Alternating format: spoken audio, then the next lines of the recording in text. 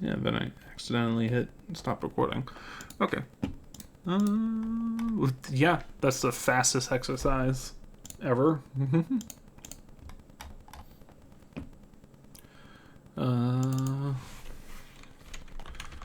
Floating point inputs. Okay, I think that answers all the questions. Save all. I gotta remember to stitch together these two recordings because I said I'm done, and then I instantly went, oh, okay, and clicked stop recording in the middle of the exercises. Okay, now we're on number 6. Write a program that prompts the user to enter 3 integer values and then outputs the values in numerical sequence separated by commas. So if the user enters the value 1046, the output should be 4610. If 2 values are the same, they should just be ordered together. So the input 454 should give 445. Okay, let's see how this works.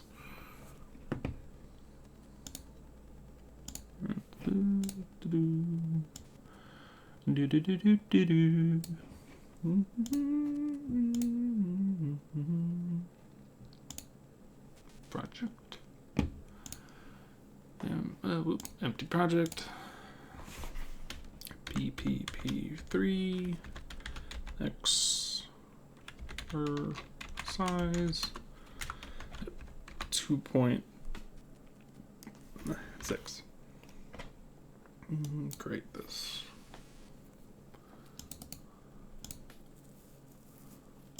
Add a new item. Main CP. Right click our project properties. General. Scan sources for module dependencies to yes. Go to language, change the language standard to latest, and then the build ISO C++ standard library down to yes, hit apply. And then we want to write a description. This program gets 3 integer values from the user and displays them back in numerical ordering. We want to import std int main and return 0. Let's build this real quick so it builds the standard module. I'll grab a cup of coffee.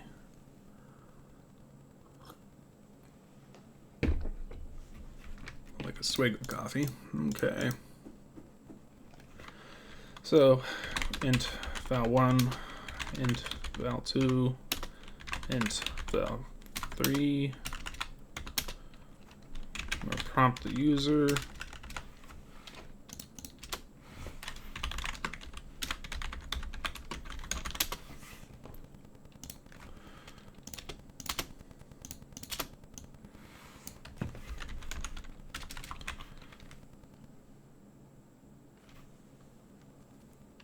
Wow. What are you? Oh, you guys gotta see this. Good thing I got a camera. Wow.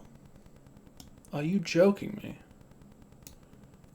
This is some crazy stuff. Look at this. I try to drop him off my sleeve. Look at this guy. Hey, off. Get off. Off. Get off me. Come on. What can I do to get you off me? Come on. Let go. There we go. Look at this guy. He just dropped off the ceiling. Right onto my sleeve. Hello, little guy. Where you going? I mean, I guess you don't want being poked and prodded by a little metal rod. Ouch. Alright, how can I move you? Put you back outside. Yeah, grab onto it. I guess it's really hard to grab onto. Can you grab onto it? I guess not. Okay. Stay there. Oh, come back. Come back. Come on. Come on. Hey. I'm trying to get you outside. Onto the paper. Onto the paper. Alright. I'm going to take a break. I'm going to take him outside.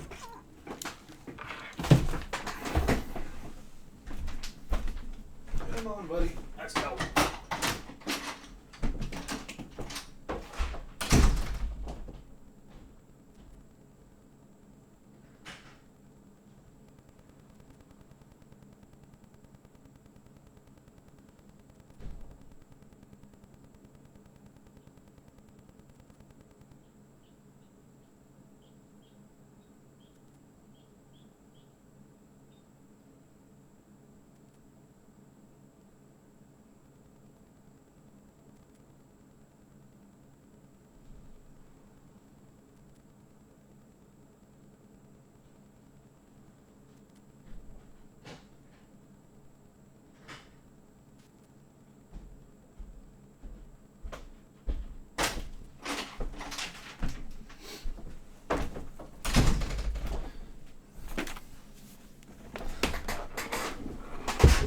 All right. Well, I gotta say, that's the most interesting thing that has ever happened unscripted on a video that I've made. It just dropped from the ceiling. Just poop right onto my sleeve. My house is like living in a tent. There's so many holes and gaps. Things just get in. Tends to happen when you have busted windows and a whole new roof.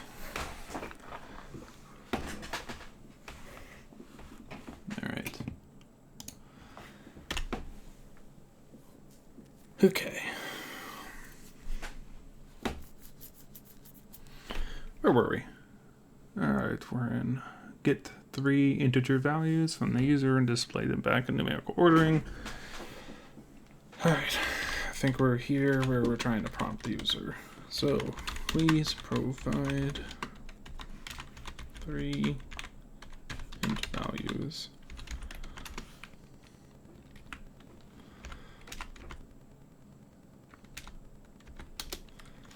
And then use cin, val1, val2, val3, and then let's just print them back out.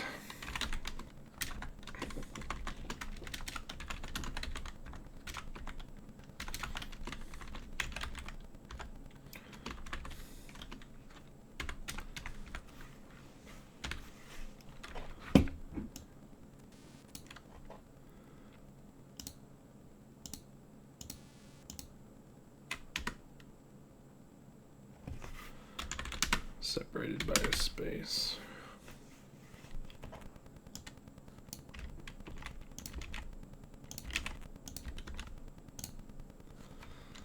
One, two, three. 1, 2, 3. Okay. Alright, so val1 is less than val2. And then if val2 is less than val3, this will be else. This is why I don't like using brackets. Not like using brackets.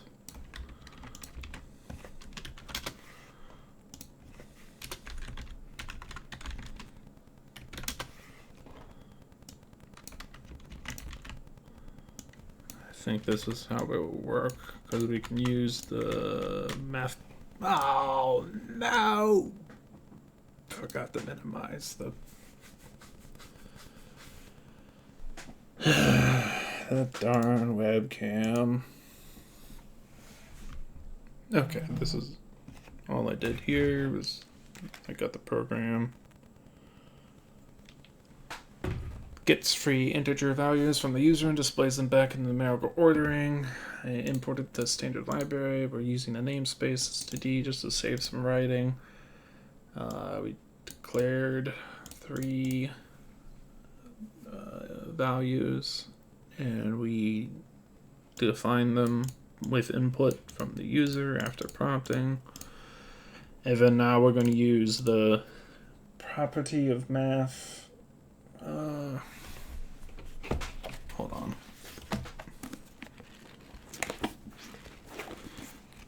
Let's try to find this inequality this inequality thing. So I'm using a math proof, not a math proof, a mathematical law of inequalities.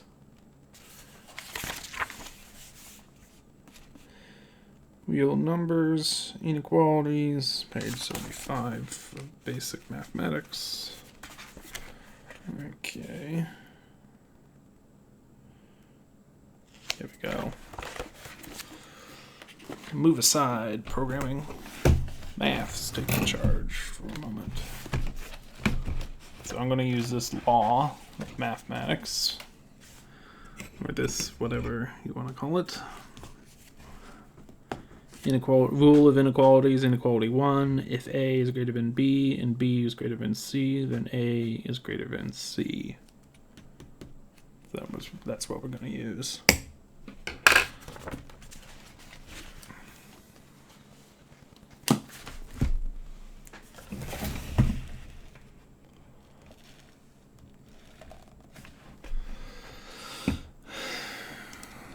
So we could flip this around to greater than, more follow in line with the math rule.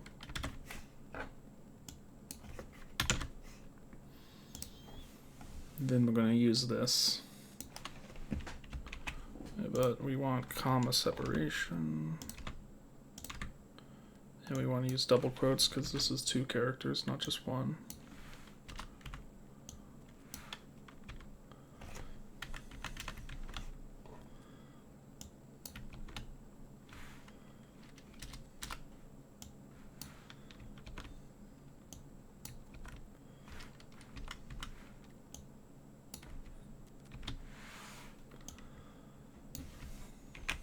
Alright, so this one is going to exist somewhere.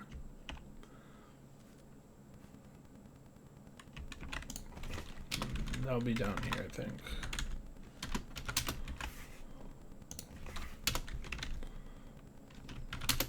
Alright, so we have 3 different values, so we're going to have 3 different 2 checks. So 1 check, 2 check, done. 1 check, 2 check, done. 1 check, 2 check, done. Okay. All that matters now is the ordering. So if val 1 is greater than val 2 and val 2 is greater than val 3, that means which numerical order we want? Increasing? Yes, increasing. So then we want to do the opposite. So val 3, 2, 1. Let's check that. Let's not check that. Let's just continue coding. And then this is right.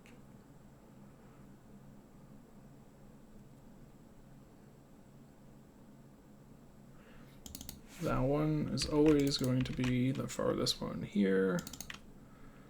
In this case, val 2.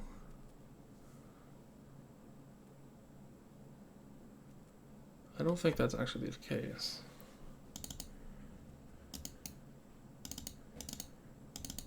So val 1 is less than val 2. We'll be down here. This will be val 2.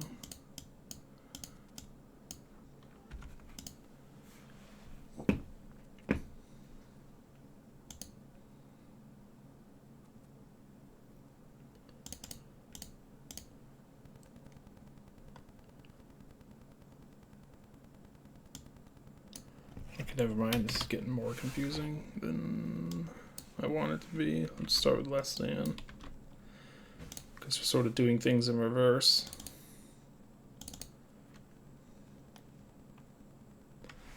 Let's just change all these to val.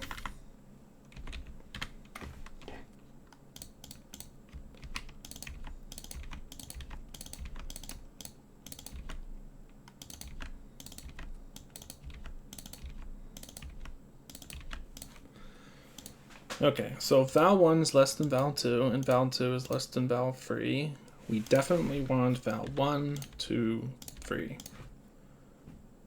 If val1 is less than val2, but then this fails, which means val3 is greater than val2,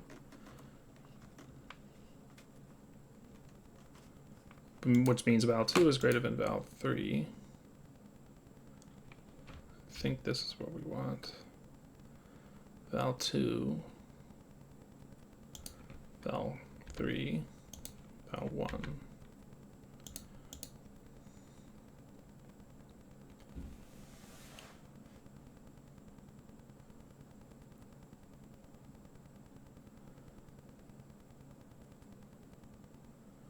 So I think those are correct. Let's just do nothing on these and test that. Val1 is less than val2, so 1, 2, 3 should work. 1, 2, 3 works. Let's do 1, 3, 2. That works as well. Okay, and we don't want this. This is a waste. We don't need a comma at the last number.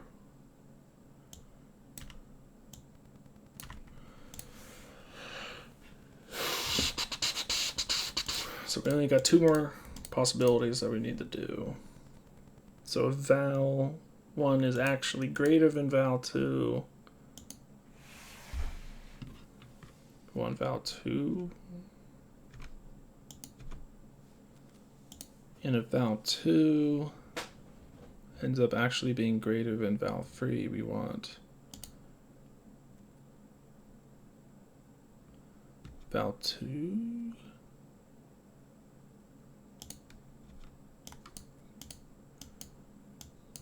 Val3, val1.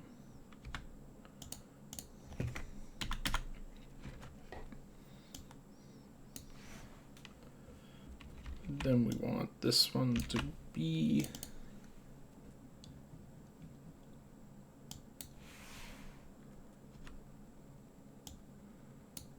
three.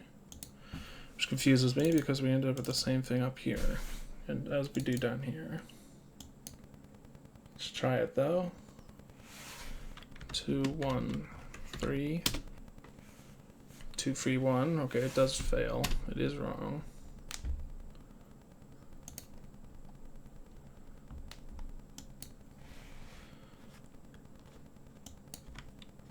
Let's do a shot in the dark.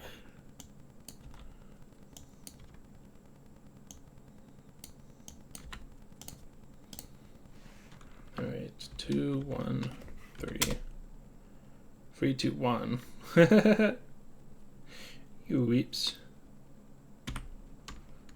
How did we get there? 3, 2, 1. 3 is not less than, so we go here. 2 is not less than, so we end up here.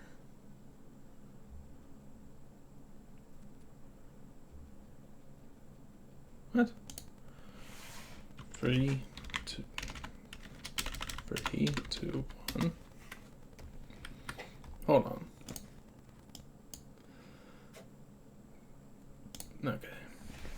3, 2, 1.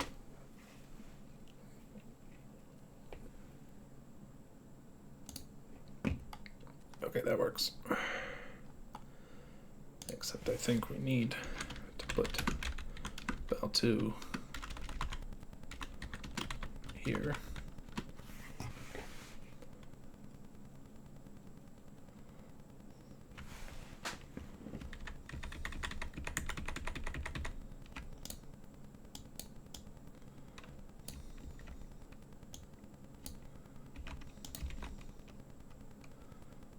then val 3 here.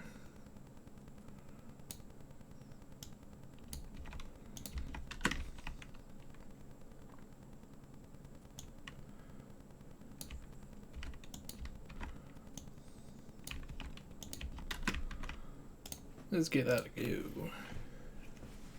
1, 2, 3. 3, 2, 1. 1, 2, 1, 2, 2. Whoops. That shouldn't be possible.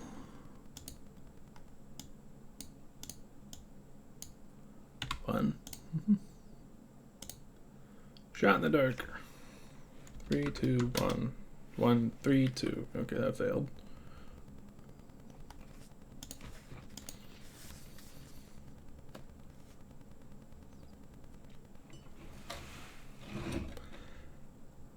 Okay, quote, comment time. Val 1 is greater than val 2.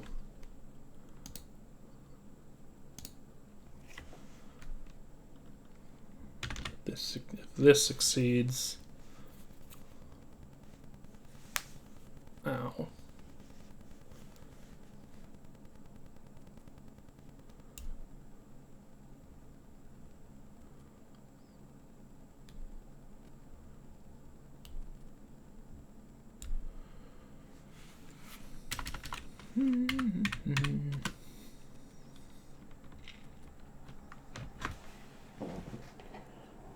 So let's imagine the input 3, 2, 1.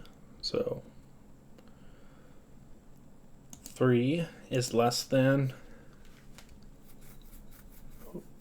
2 is false. So we go down here. And 2 less than 3 is false.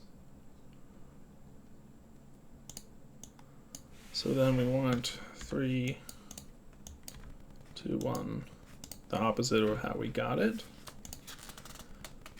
But if value 2 and 3 are opposite, we want 2, 3, 1.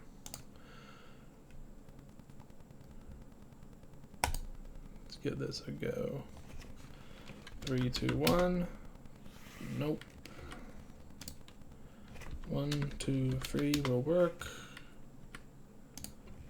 1, 3, 2 will work. So this works up here. It's this that doesn't work. No. This works. And this works. This doesn't work.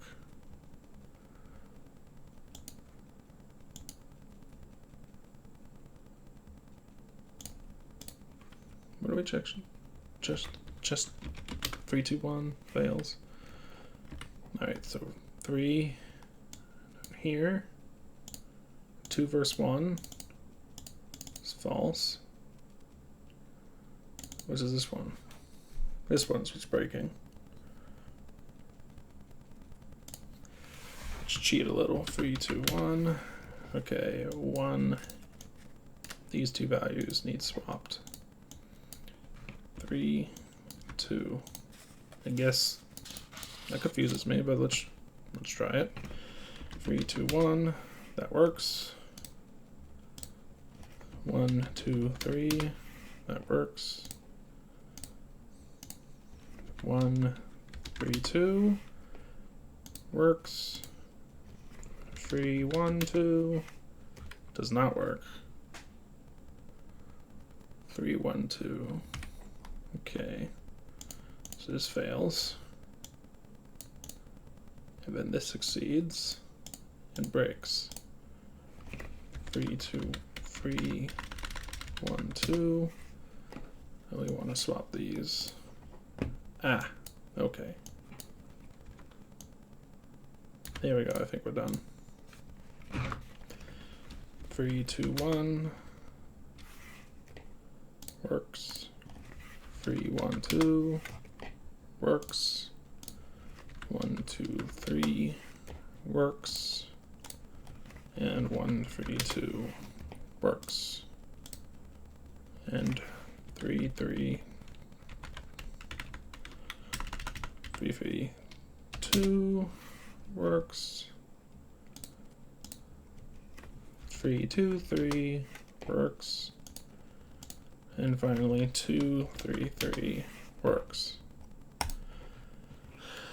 Okay, I think we're done.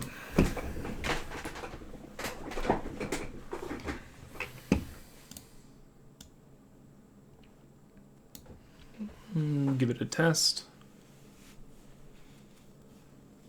10, 4, 6. The output should be 4, 6, 10.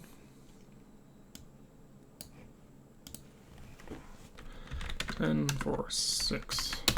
4, 6, 10. Hey! Success! Whee! My bones!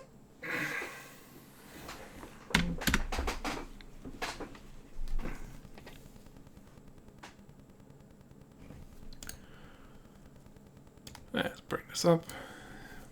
Number 7. Do exercise 6, but with 3 string values. So the user enters the values Steinbeck, Hemingway, Fitzgerald. The output should be Fitzgerald, Hemingway, Steinbeck. Okay, this is gonna be very easy. So what we want to do first is we want to copy this code because we're going to take it and use it again. So we're going to open up a new project after we copy that code. This would be PPP3 exercise 2.7. Enter. Then we want to go to the folder view and paste our copied code there. Then we want to right click source files and add the existing item, which is the thing we just copied or pasted in there. Then we want to change the project properties to mimic the previous project. Which scan sources for module dependencies to yes. The language standard to C++ latest, and the build ISO C++23 standard library to yes. And apply these changes. We want to open up main, and instead of ints, we want strings.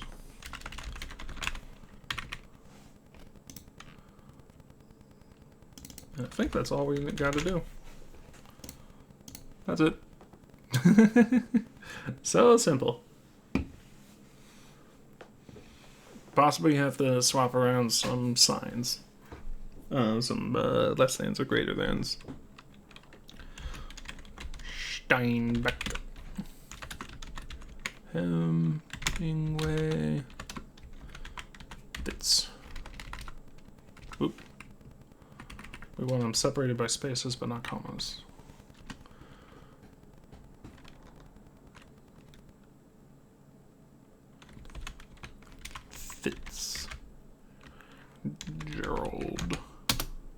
Fitzgerald, Hemingway, Steinbeck. Yep, it works. All done. That's it. Yeah, all we had to do is change the variable type. Because this less than operator is defined to act about the same way. The numerical and the alphabetical are in the same ordering, I guess. Well, the same ordering direction, so we don't need to swap these around. As well as all these. Okay. We do need to change. Back in alphabetical ordering. Save. Oh no! Oh, so easy, and I didn't even show you it. Okay, so all I did was change these. We had ints up here, and obviously it works. 1, 2, 3, or whatever from the previous program, and then all I did was change them from ints to string,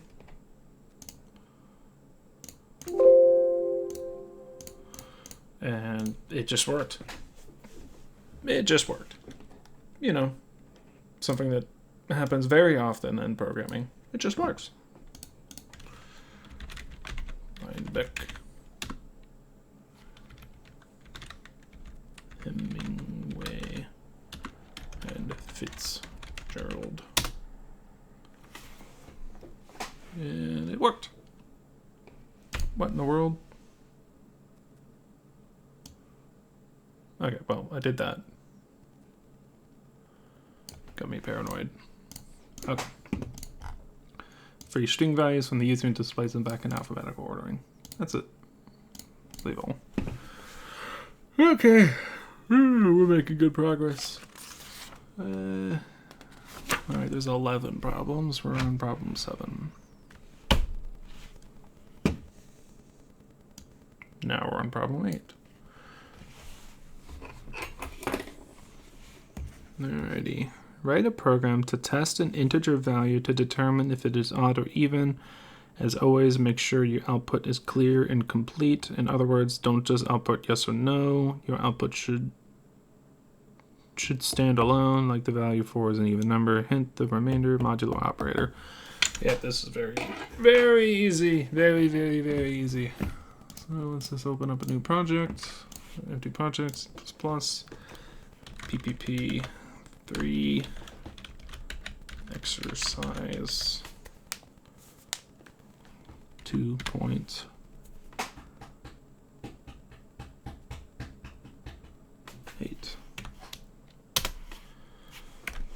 And then we want to add,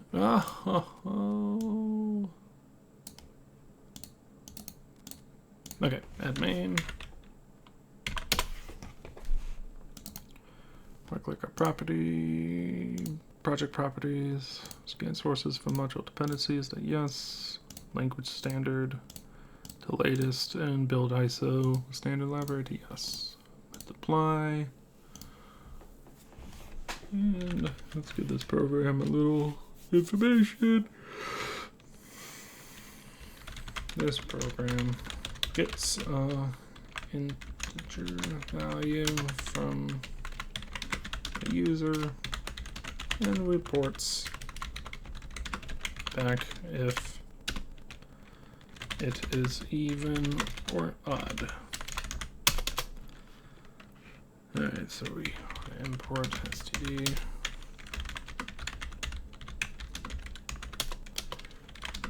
And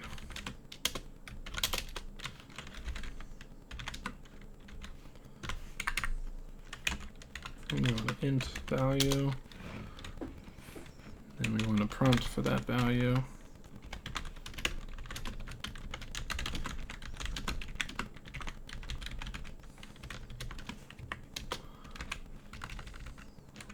And then we want to grab that value from the C input, get from the C input, put it in the val, and then we want to do one check. If val is evenly divisible by 0, we want to print out val is even.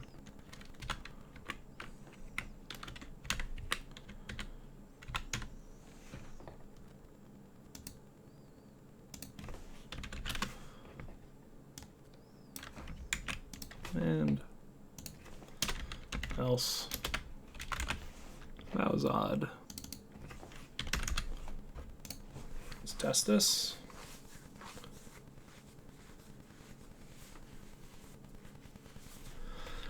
Two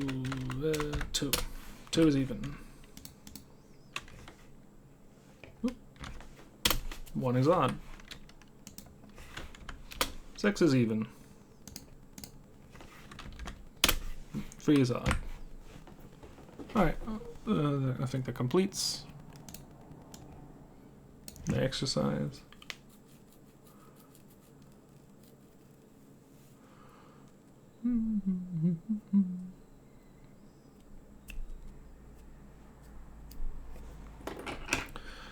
So now we're moving out, sorry. We're moving on to question 9. Write a program that converts spelled out numbers such as 0 and 2 into digits such as 0 and 2.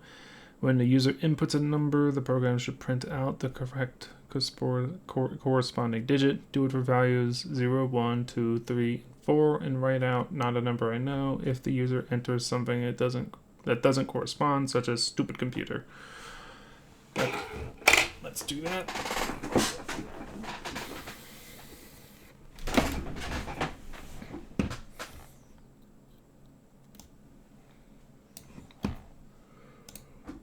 File, new project, empty project, C++,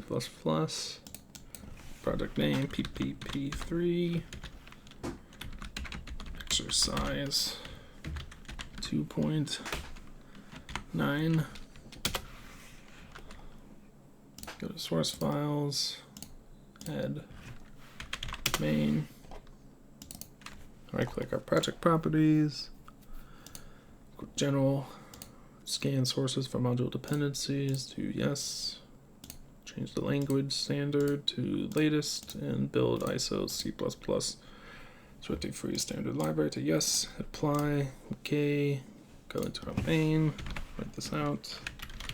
This program converts the input text of 1, 2, 3, and 4 to its numerical representation.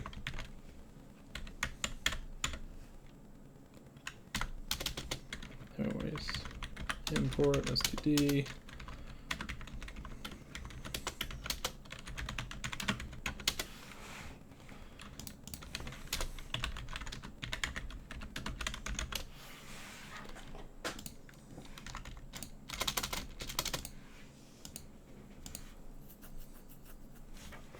So we're going to get a string. Let's declare a string variable called input.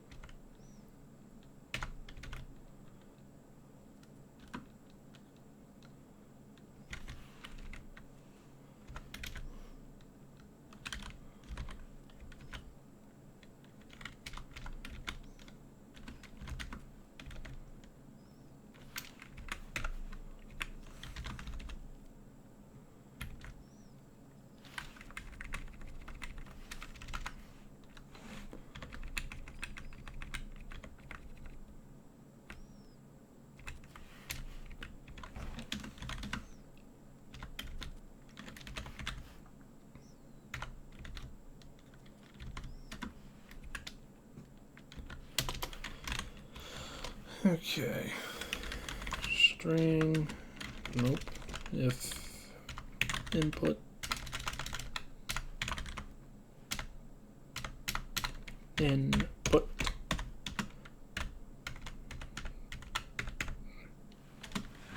is equal to 1,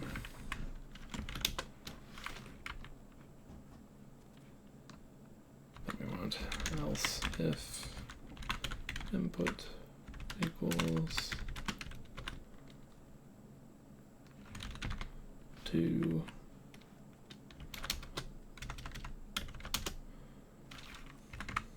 and else if input equals 3. Final else if input equals char,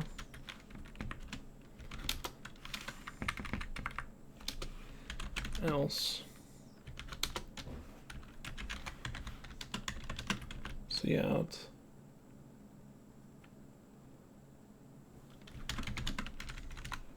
not a number I know.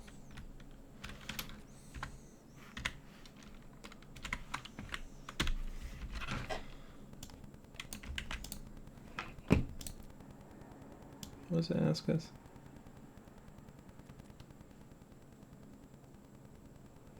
Zero, 1, 2, 3, 4. Oh, we need 0.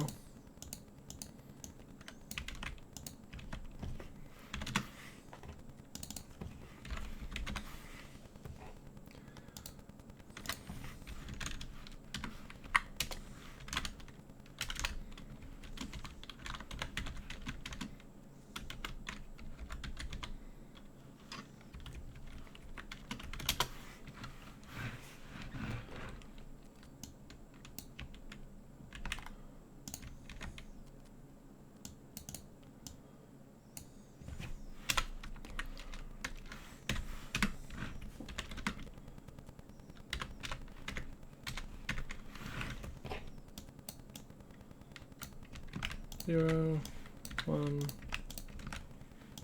2, 3, 4. Okay, let's give this a go.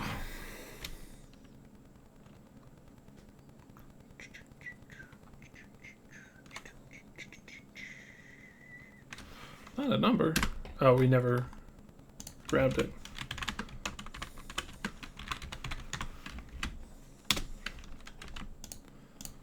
I was like, it didn't even give me a chance. 0. 0 worked. 1. 1 worked. 2. 2 works. 3. 3 works.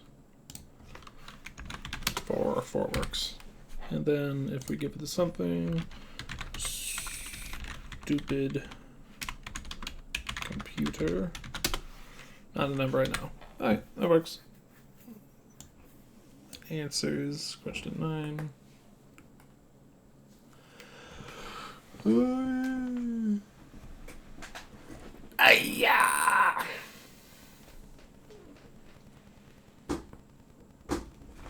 Oh, this looks like Polish notation.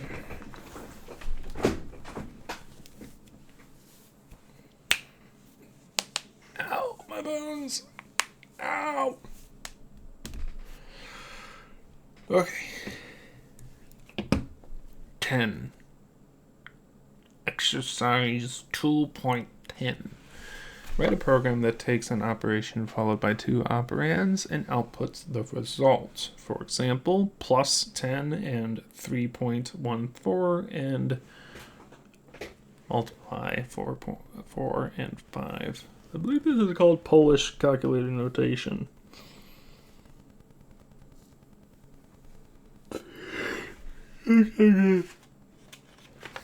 Single line input, Polish notation. Let's see if it does multiple. Read the operation into a string called operation. Use an if statement to figure out which operation the user wants. Read the operands into variables of type double.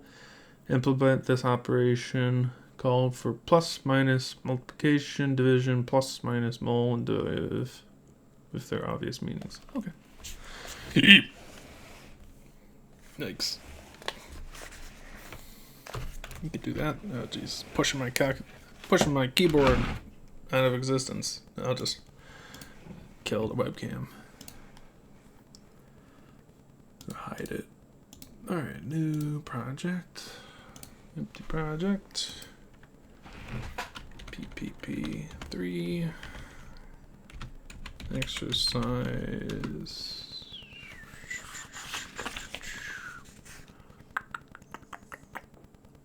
Then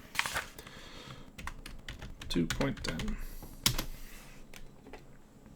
Source files, we want to add main.cpp.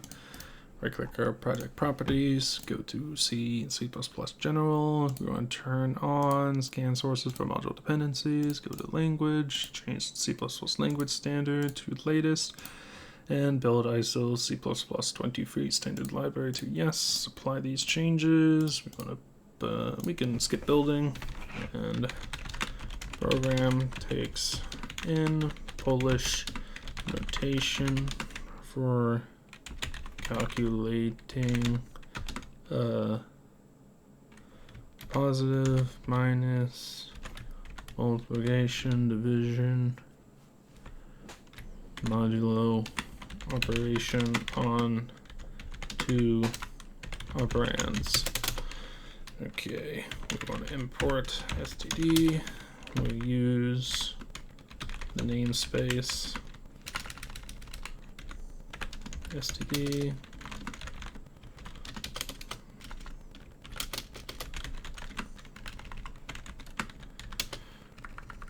And a string operator, string op, and then operand one, string operand two, and then prompt the user.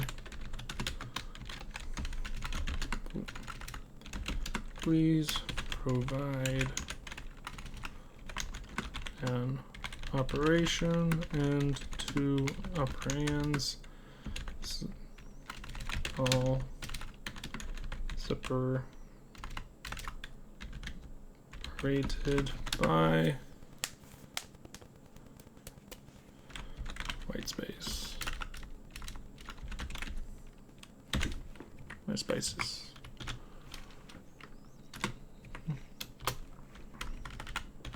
Then we're going to get that.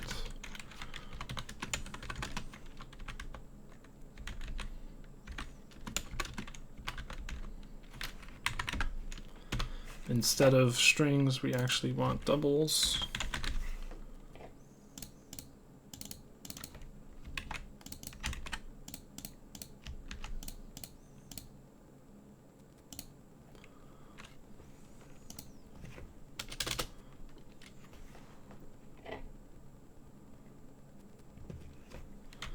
Then we want to check on this op.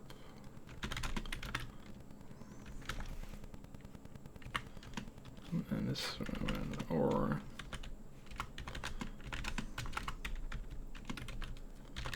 plus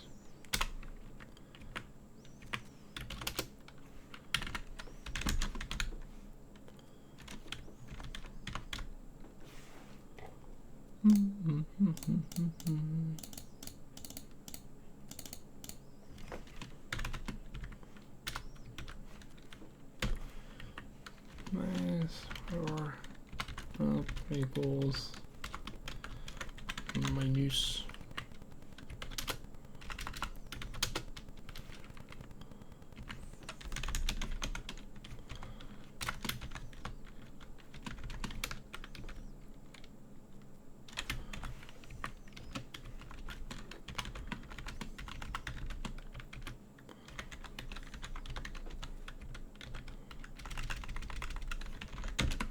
is it times it wants mul mul mul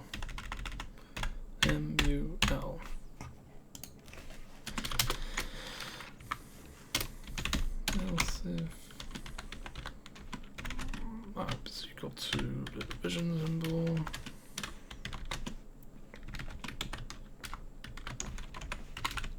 Div. Yep, wants div. Was that all of them? Plus, minus, multiplication, division, plus, minus, multiplication, division. Okay, all right, that works. And then we can do some error checking or error reporting. And they can say, hey, I don't know this operation. I don't know this operation.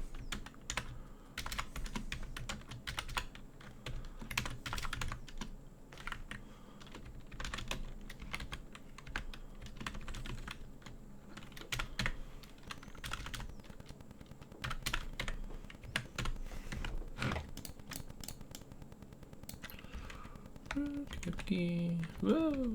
Nope. No, let's see out. And this will just be operand 1 plus operand 2.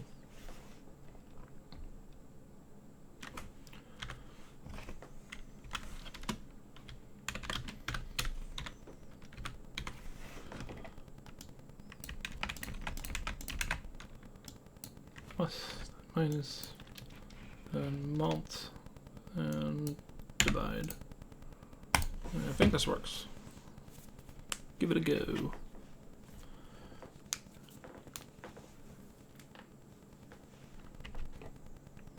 And we could shrink this text. What I can do is I could just put it to a new line. All 2 and 1, that works. Plus 2, 4, that works. Minus 4, 5, that works. And divide 6 by 3, that works. And then let's use the characters. So plus 2, 4, 2, 7, 5 works. Minus 2, 5, that works. Minus 4, 5, that works. Multiply 2 and 4, that works. Divide 4 and 6. Hold on, I don't have that off the top of my head. Divide 8 by 4, 2, that works. Alright, that's all the operations we want. Let's check out error checking. Multiply 2 by 4. It's like, I don't know this operation, multiply. And then we can add it. We can add that functionality right here. Multiply.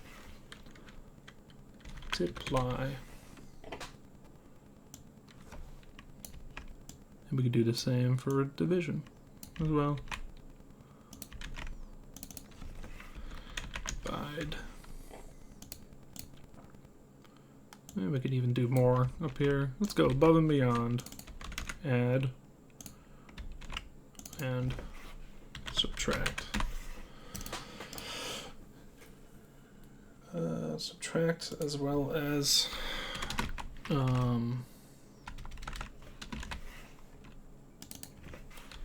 difference, as well as add can also be sometimes called sum. There you go.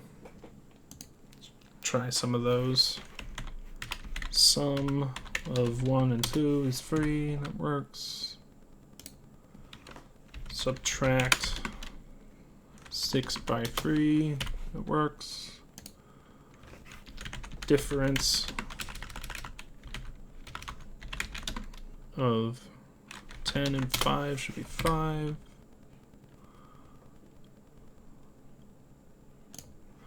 Say we want to multiply 2 by 3, 6. And let's try, let's divide 10 by 5, 2. Okay, that works. Okay, that solves that exercise.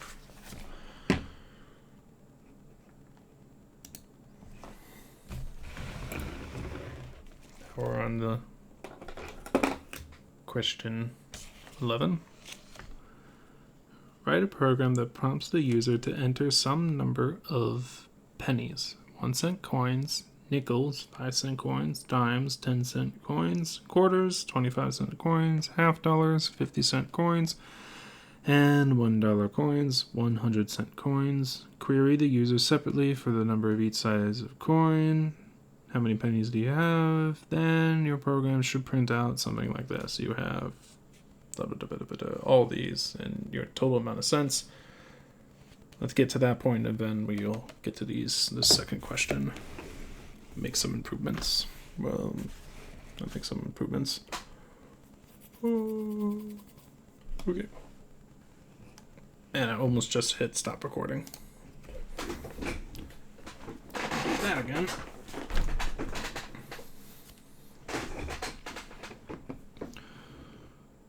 File, let's create a new project for this. Empty project, C++ project, PPP3, exercise 11.3, Wow, I'm cooking my brain. Okay, 2.11. Yeesh. I need to take a break after this. Okay. Main.cpp. Right click our project, go to properties, C and C++, general settings, go to scan source for module dependencies, add that to yes. Change that to yes. Change the language standard to C++ latest, and build the ISO standard library to yes. Apply, hit OK. And then let's add a comment. This program queries the user for the number of types of coins, then sums, then reports back and sums the total.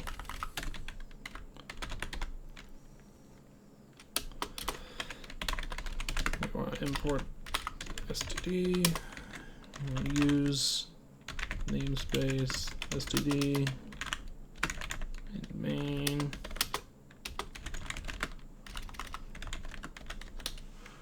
We'll return 0. You want an integer value for these. How many coins? We want num 1 cents.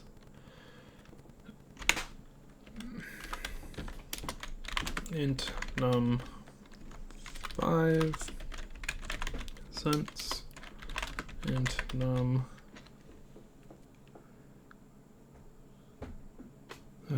well, not 1 cent. Num pennies. How do you spell pennies? P-E-N knees.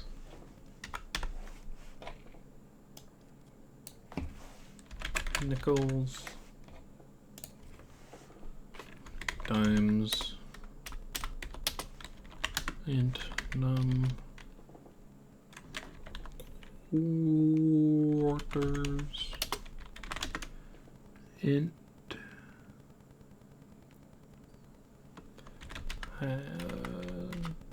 num half dollars.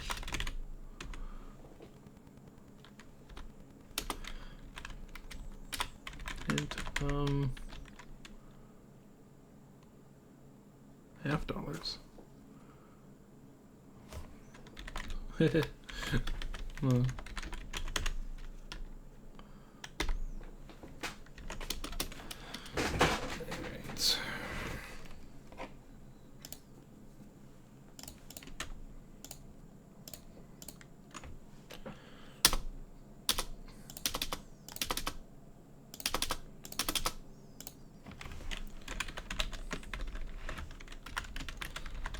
Now, any pennies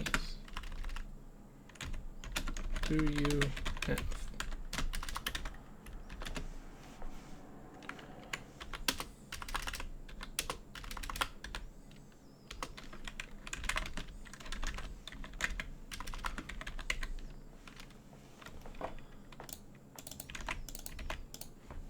Prompt and grab the value. I'm going to do this each one of these.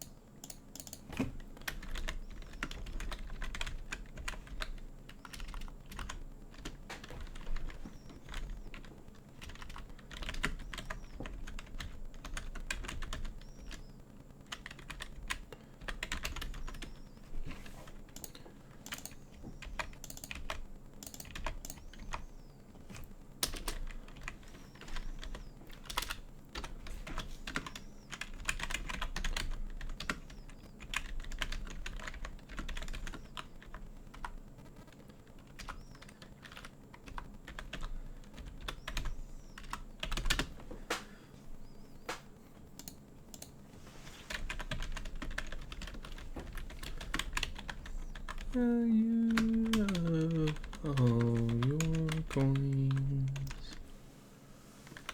is... This is gonna get long.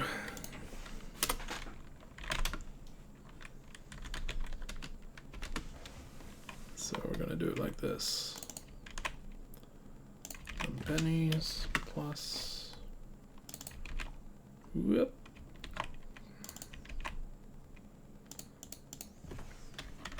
Nickels 5 plus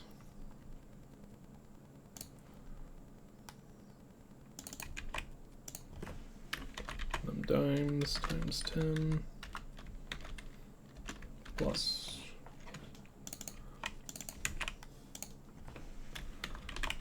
quarters times 25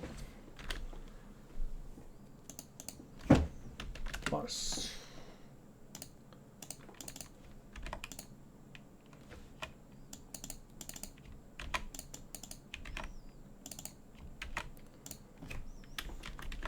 $half times 50, and finally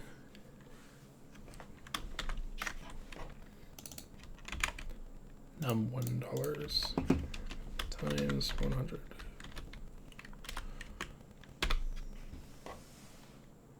Now we don't need to store a variable for that. We could just put it here. It'll just be really long. That's okay.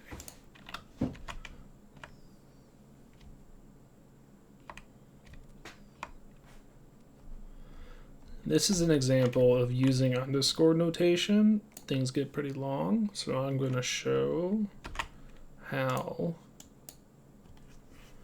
we can do a different notation style and get a better result in readability. So we do num pennies. We can do instead n pennies.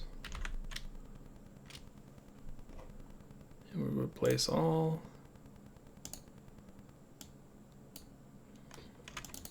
Then we can do num nickels, do n nickels.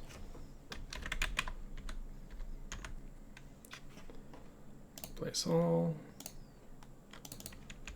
N dimes, n dimes. Num quarters to n quarters.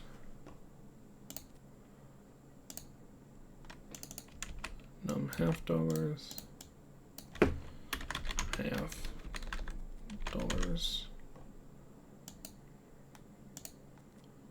and finally num $1.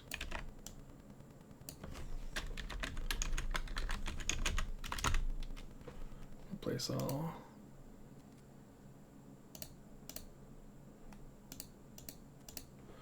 Okay, and so now you can see we shrunk it down by a couple.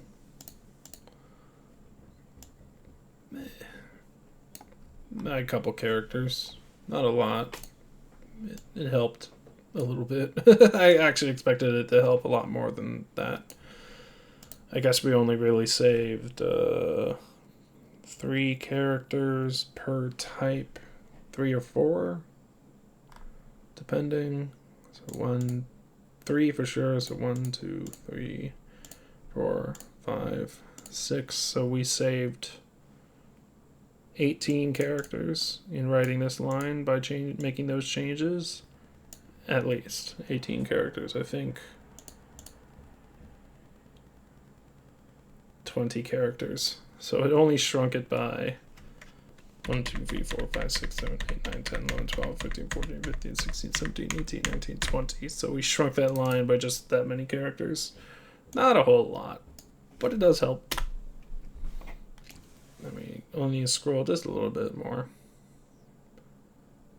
We would have had to scroll about that farther.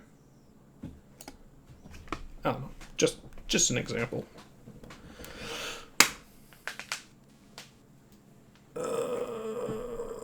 My bones.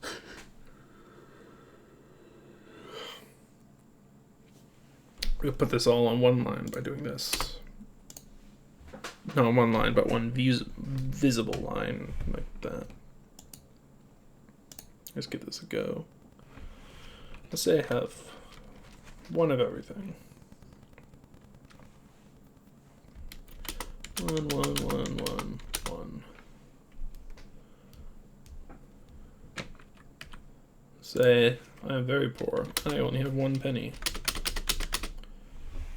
That works. Say I only have 1 dime.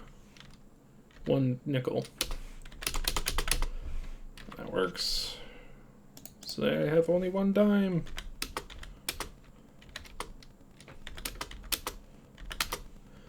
That works.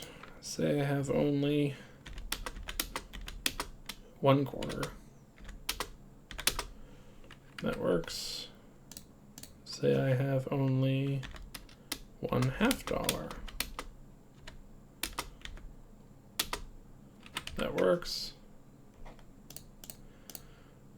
It doesn't work completely because we want to output the word cents. The end of this. Okay. And then let's say we're really rich and we have 1 whole dollar coin. That works.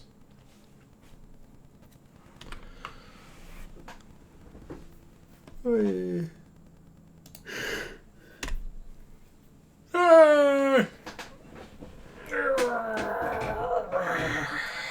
gonna go for a walk.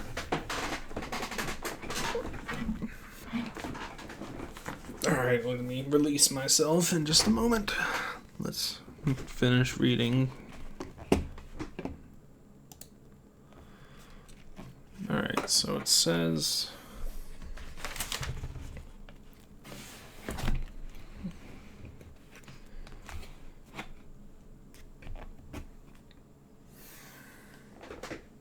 Where'd my pointer go? That's okay. Oh, it's right here. Keeps hiding in the crease. Make some improvements. If only 1 of a coin is reported, make the output grammatically correct. 14 dimes, 1 dime, not 1 dimes. Also report if the sum of dollars and cents. Oh gosh. Okay. Oh, there's gonna be a lot of writing. And it's fine.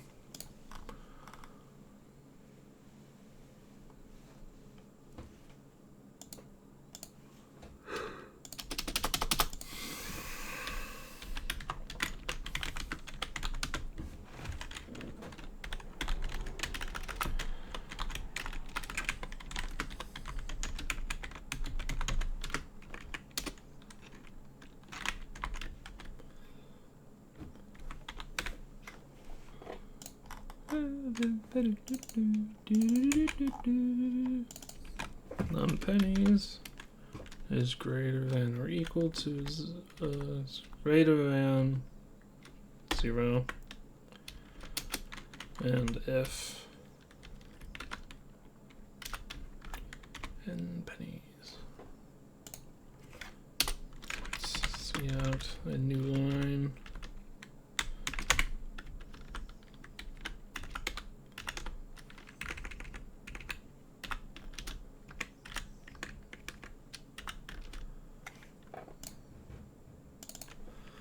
N pennies is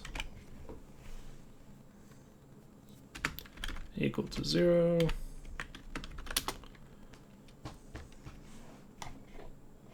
I'm going to print out you have 1 penny.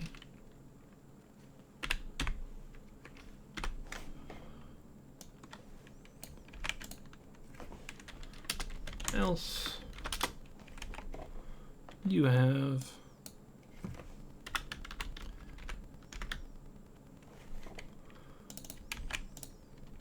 n pennies.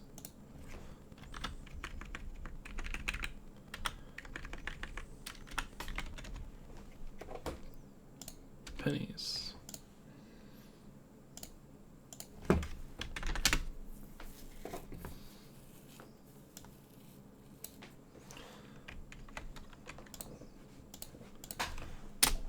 pennies.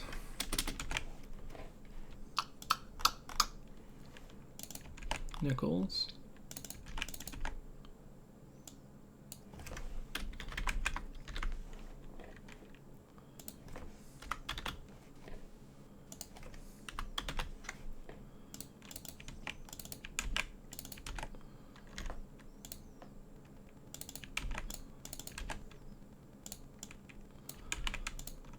What are we doing next? After nickels comes dimes.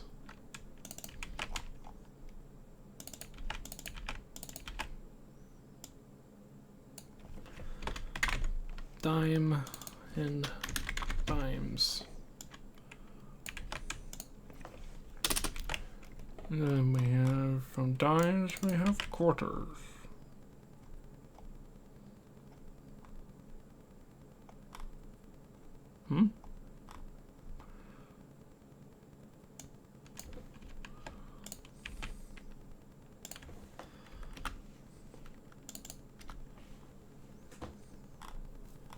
Pennies, dimes, nickels. That's wrong. Pennies, nickels, dimes, dimes. This becomes quarters. Pennies, nickels, dimes, quarters.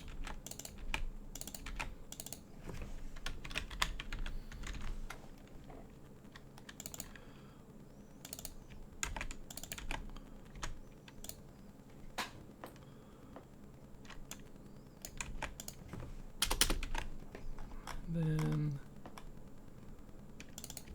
$half.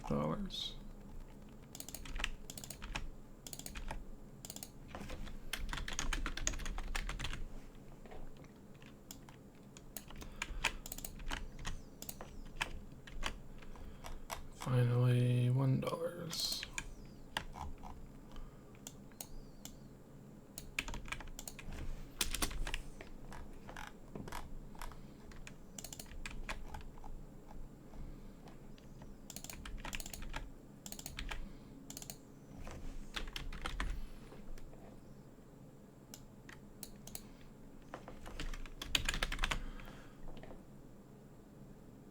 $1 coin, $1 coins. Okay, let's see how this looks. So, one of everything. You have 1 penny, 1 pennies, nickels, dimes, quarters, $half, coins. If that didn't work.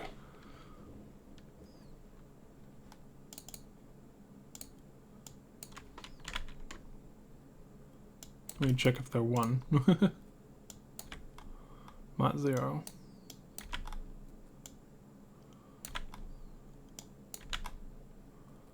Give that another shot. 1, 1, 1, 1, 1, 1.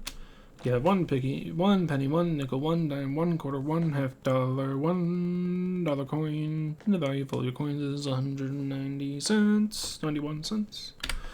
Now let's try 2 of everything. Whoopsie daisy, too far, too fast. 2, 2, 2, 2, 2, 2. You have 2 pennies, 2 nickels, 2 dimes, 2 quarters, 2 $half, and 2 $1 coins.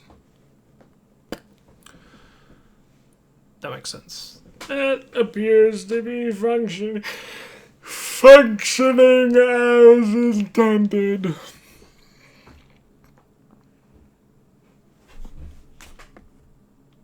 Okay. Also report the sum in dollars and cents. 0.73 instead of 5.73 cents.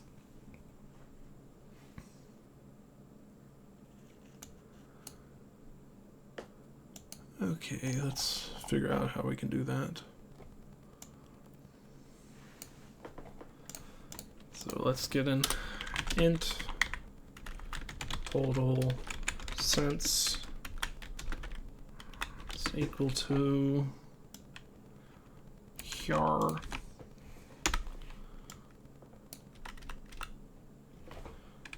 That equals So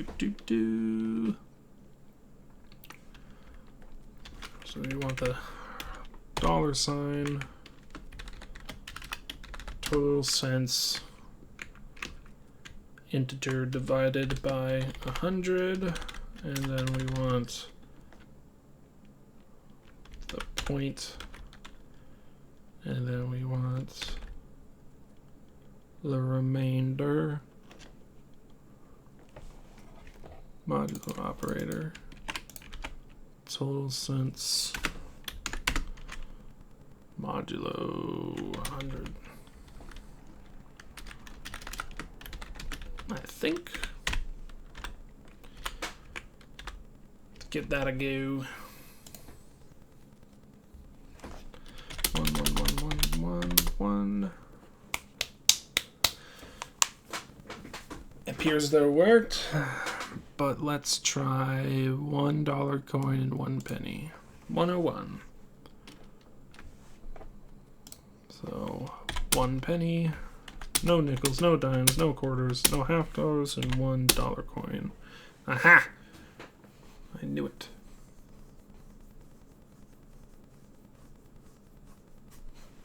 Failed.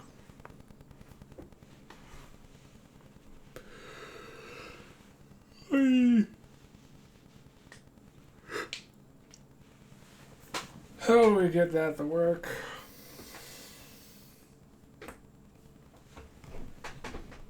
I think I know how.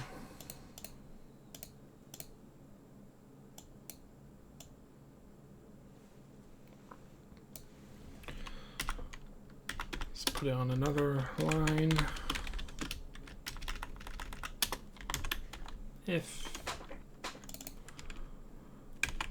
total cents modulo 100 is less than 10, we want to see out a space, not a space, a 0, and then total cents modulo by 10. So effectively, if it's 2 digits, we want to add a 0 digit in front. And else, we can just do it without that prefixing 0. Give that a go. 1 penny, no nickels, no dimes, no quarters, no half dollars, and $1.50. Wee-hoo! All right, let's see if we can do 11 cents. So 1 penny, no nickels, 1 dime, no quarters, no half dollar, and $1. Woo! Value of all of our coins is 1.11. Perfect. Okay, that completes all of the exercises for chapter 2. I'm free to go take a break and then come back to recording. Woo! I'm happy. We're kicking butt. We're making huge strides in progress. My average solving is 5 pages per day, and my average readings is 6 pages per day. And after today, we're going to be doing like, let's see, what's the end of chapter 3? Because we're at least going to finish reading chapter 3 today. And that's going to be 78 minus 50. That's 28 pages. Pull out a handy-dandy calculator. 78 minus 50.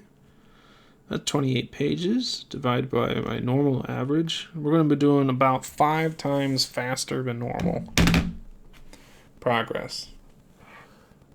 I'm very happy about that.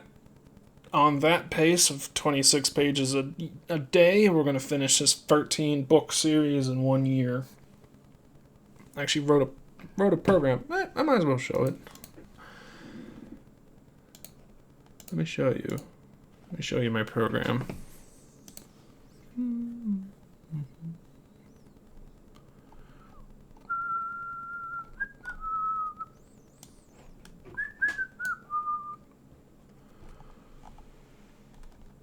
Where is it?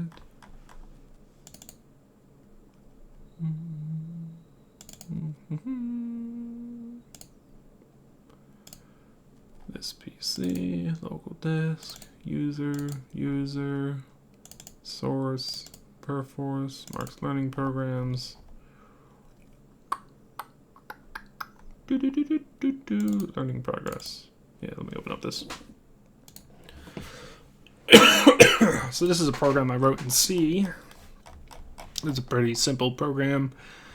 It has a struct data type book, which contains a null terminated title, topic.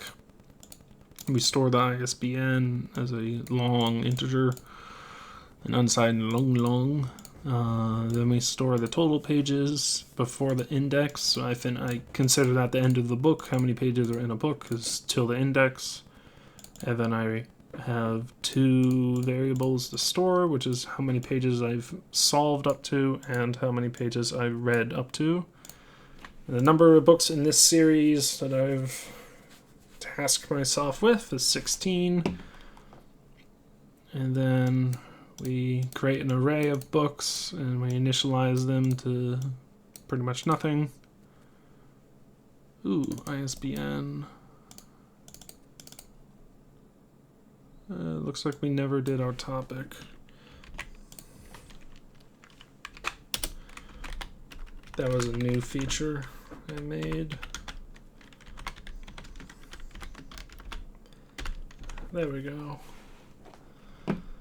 And then we have the book Basic Mathematics, Introduction to Linear Algebra, Calculus Made Easy, the C Programming Language, C++ for Engineers and Scientists, C++ Concurrency and Action, Unreal Engine 5 Game Development with C++ Scripting.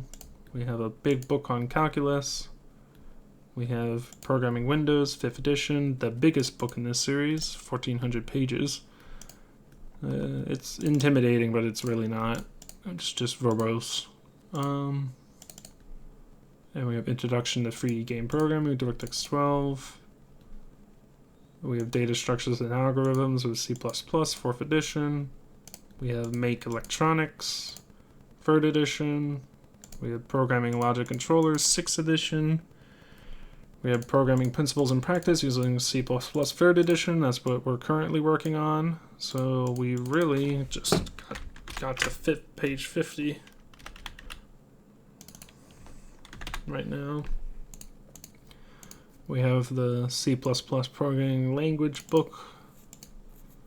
And then we have Applied Computational Physics. This is inaccurate, but I don't know where I'm at. And then we have the number of books in the series. We grab that, we print out how many books are in the series, and then we print out a configured thing, which is, you'll iterate over all the books we have and print out a table of information about them. You'll see the table in just a moment. It's a bit confusing about what this is going on here. Yeah, this is just your C style output, formatted outputs. Yeah, not confusing at all. Hey, it works. Then we create a book struct that will represent all the books, and we iterate over and we sum the total pages, the current pages we've solved up to and the current pages we read up to. Then we print out statistics.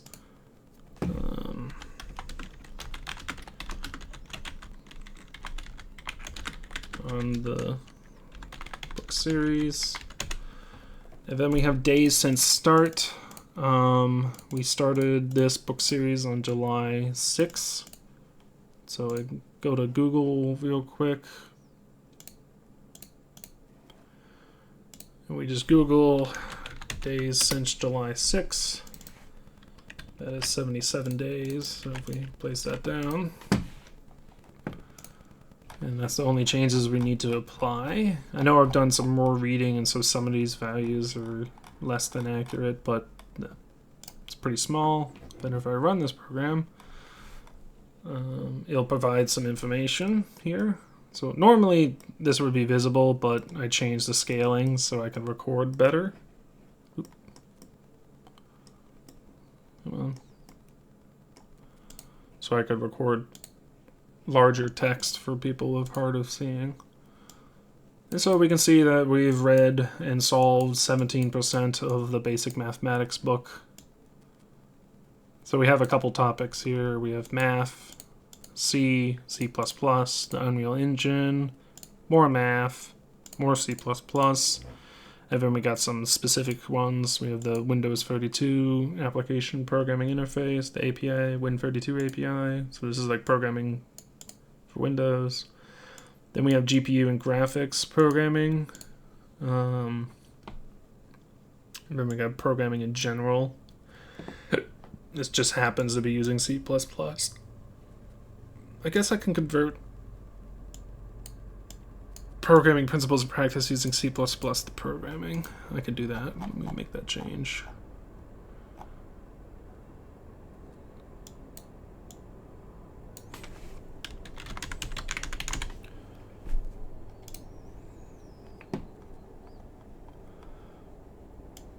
Programming, and we have C++, and then we have physics at the bottom.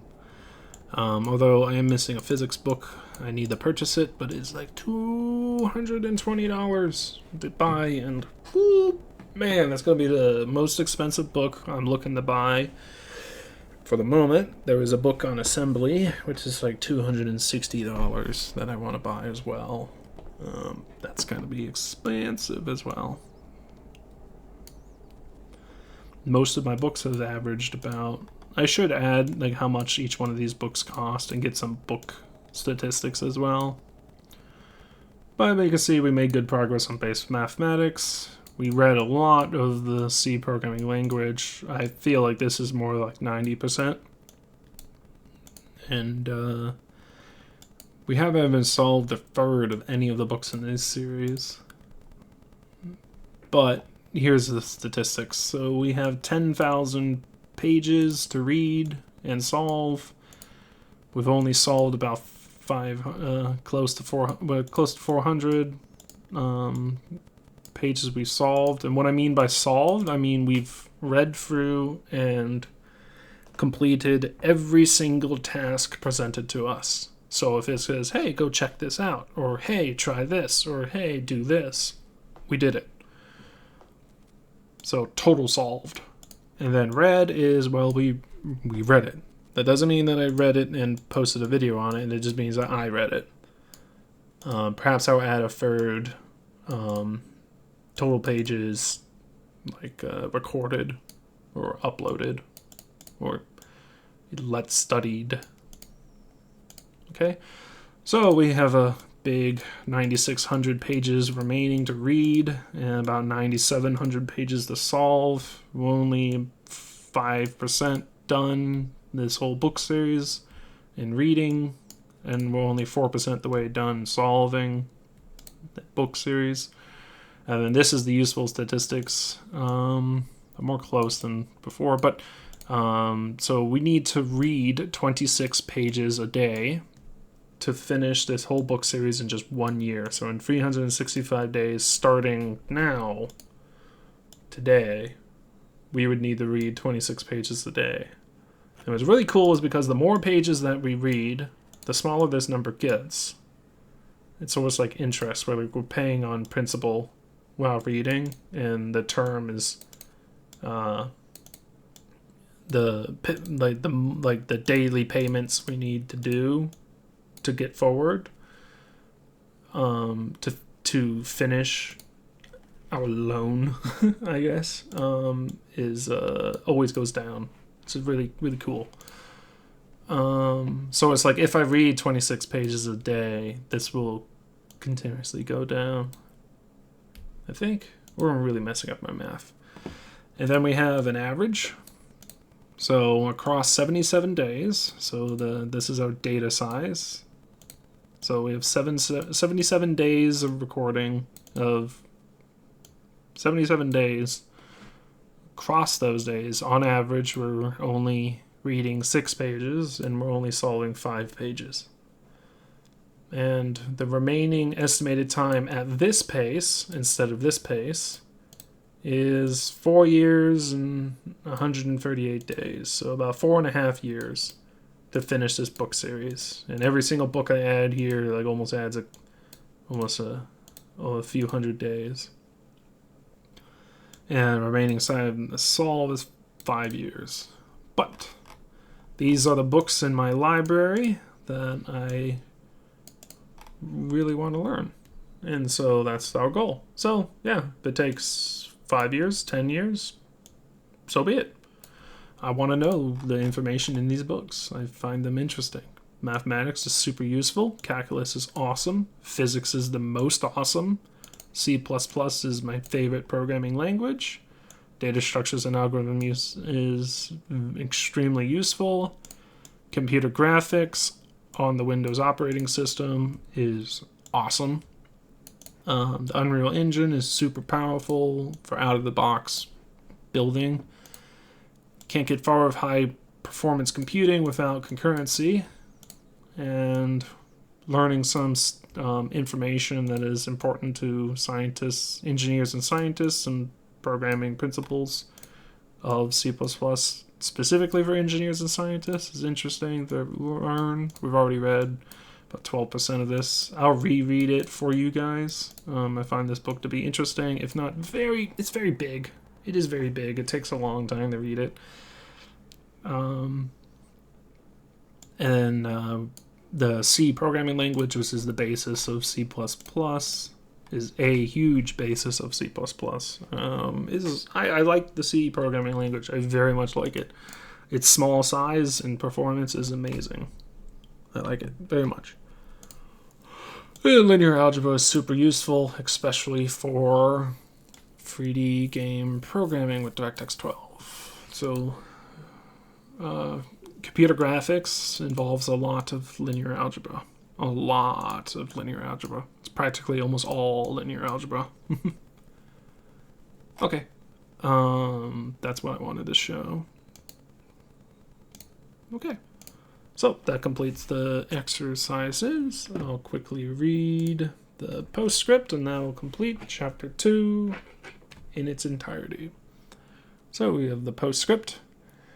Please don't underestimate the importance of notation of type safety.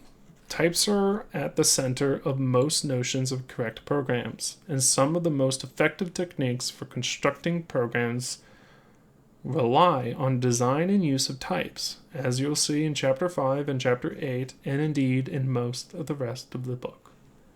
Okay, thank you all for watching this video today. After a short break, we'll be reading through Chapter 3 We'll be reading Chapter 3 on computation of Programming Principles and Practice using C++, 3rd edition. Thank you for watching.